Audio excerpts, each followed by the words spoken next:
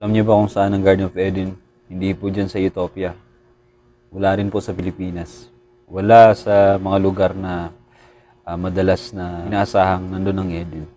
Ang Eden po ay nasa North Pole. Yung mapa na yan ay mula pa noong 1500s, ginawa noong 1500s. Makikita mo yan, dyan yung Eden. Yung maliit na isla dyan, sa gitna ng 4 na ilog. Yan yung Eden.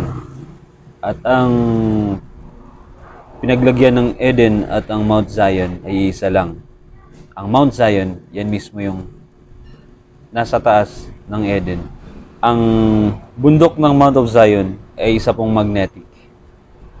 Kaya po ganyan yung magnetic anomaly ng North Pole. Ginawa talaga yan, sinadya ng Diyos yan.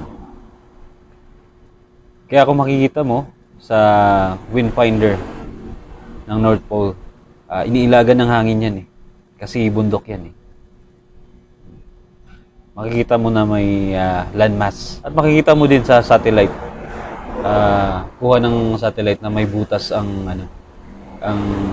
North Pole. Kasi yan yung pinakabundok na source ng isang magnetic anomaly.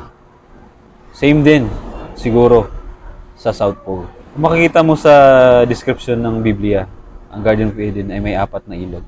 Yan, makikita mo. So guys, nakita na nga po yung Garden of Eden. No?